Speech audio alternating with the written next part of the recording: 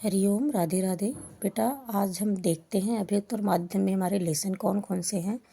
एक तो है विभिन्न माध्यमों के लिए लेखन। दूसरा लेसन है पत्रकारी लेखन के विभिन्न रूप और लेखन प्रक्रिया। तीसरा है विशेष लेखन, स्वरूप और प्रकार। चौथा है सृजनात्मक लेखन, कैसे बनती है कविता। पांचवा लेसन है नाटक लिखने का व्याकरण। छठा लेसन है कैसे लिखे कहानी।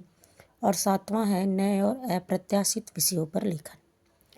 अब जो नए और अप्रत्याशित विषयों पर लेखन है, यहाँ से जो आपके क्वेश्चन बनने वाले हैं वो केवल 3 आपको दिए जाएंगे।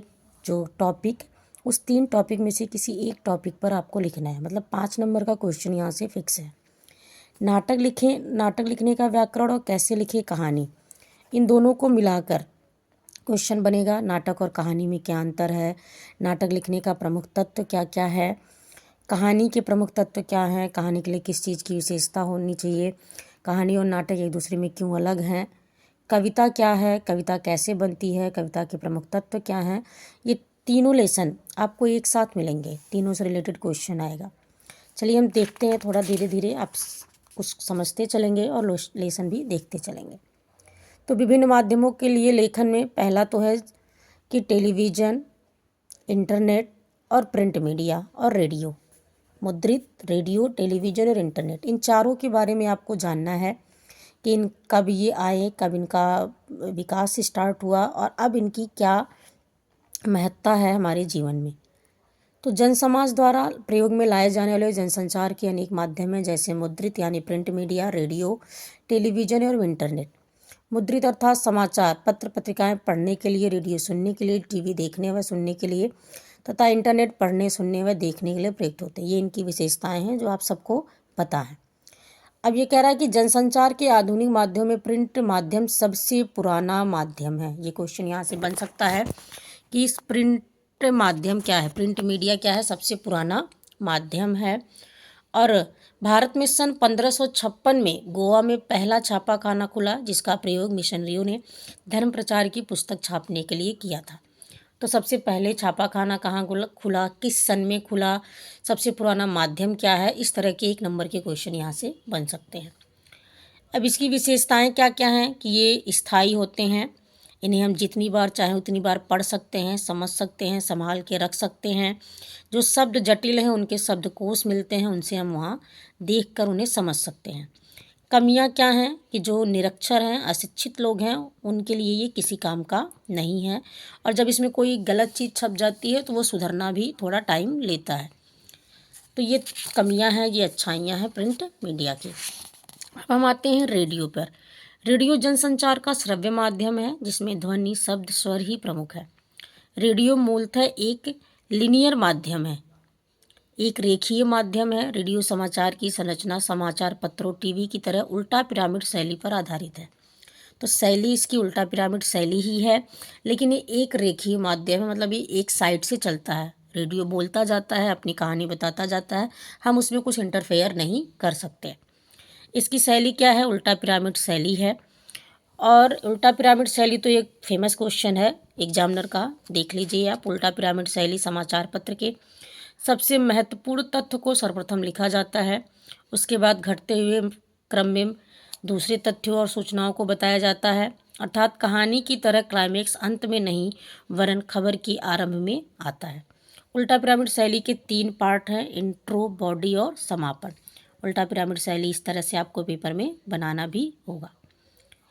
तो ये उल्टा पिरामिड शैली, रेडियो और मुद्रित माध्यम, ये हमने देखा। अब आते हैं हम टीवी पर। टीवी खबरों के प्रमुख चरण कौन कौन से हैं? तो नंबर 1 फ्लैश यानी breaking news, number 2 dry anchor, number 3 phone in, number 4 anchor visual, number 5 anchor bite, number 6 live और नंबर 7 एंकर पैकेज।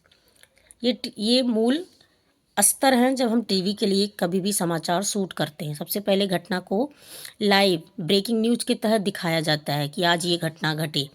फिर एक ड्राई एंकर, मतलब जिसमें एंकर केवल घटना को बोलकर बताता है, किसी तरह का पिक्चर या सीन वहाँ दिखाया नहीं जाता। फ़ोन इन, मतलब कि जो संवाददाता वहाँ पहुँचा हुआ है, उस फ़ोन पर उसकी बात आपको सुनाई जाती है। एंकर विजुअल, अब वहाँ से एंकर कुछ तस्वीरें दे रहा है, कोई फ़ोटो दे रहा है, वो भी हमें दिखाई जाती है। एंकर बाइट, घटनास्थल पर मौजूद जो प्रत्यक्षदर्शी हैं, जिन्होंने घटना को देखा है, उनके कथन हमें सुनाए जाते हैं, ये एंकर बाइट है। लाइव, अब घटना का सीधा प्रसारण घटनास्थल से जनता तक पहुंचाया जाता है, ये लाइव है। और एंकर पैकेज मतलब ये सारी चीज़ें जब एक साथ हो जाती हैं तो सब कुछ विस्तार से बताया जाता है।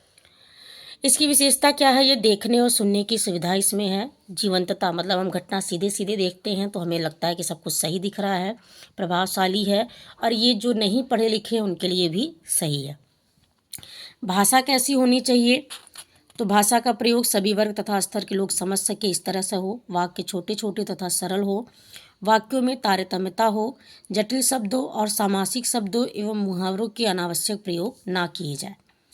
तो ये चाहे आप रेडियो के लिए लिखें, चाहे टेलीविज़न के लिए लिखें या फिर प्रिंट मीडिया के लिए लिखें, आपकी भाषा कैसी होनी चाहिए, वाक्य छोटे तथा सरल हों, वाक्यों में तारतम्यता हो, जटिल व सामासिक शब्दों का प्रयोग ना हो, और ऐसे शब्द लिखे जाएं जो लोग समझ सकें।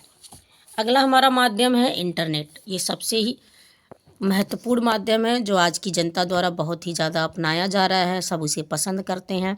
और क्यों? क्योंकि यहाँ हम देखना, सुनना, पढ़ना, लिखना सारा काम कर सकते हैं। अब हमारी कुछ नेट पत्रकारिता की कुछ साइट हैं जो वेब दुनिया, ये क्या जागरण, अमर उजाला, नई दुनिया, हिंदुस्तान, भास्कर, राजस्थान पत्रिका, जो आपके पेपर आते हैं उनके नाम आपको याद करना है। भारत में सच्चे अर्थों में यदि कोई वेब पत्रकारिता कर रहा है तो वह rediff.com या इंडिया इंफोलाइन या सीफी जैसी कुछ साइटें हैं। तो इनके नाम याद कर लेना, rediff.com, इंडिया इंफोलाइन और सीफी साइट। इस समय विश्व स्तर पर इंटरनेट पत्रकारिता का तीसरा दौर चल रहा है, जबकि भारत में दूसरा दौर। भारत के लिए प्रथम दौर 1993 से माना जाता है और दूसरा दौर 2003 से माना जाता है।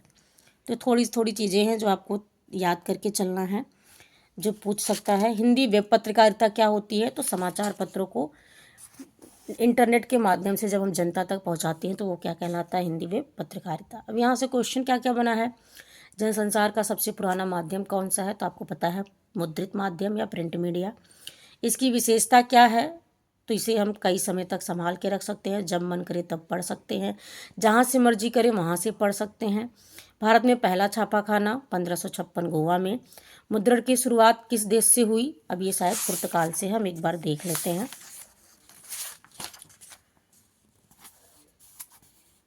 मुद्रण का प्रारंभ चीन में हुआ था, तो मुद्रण का प्रारंभ चीन से हुआ था और भारत में 1556 में आया।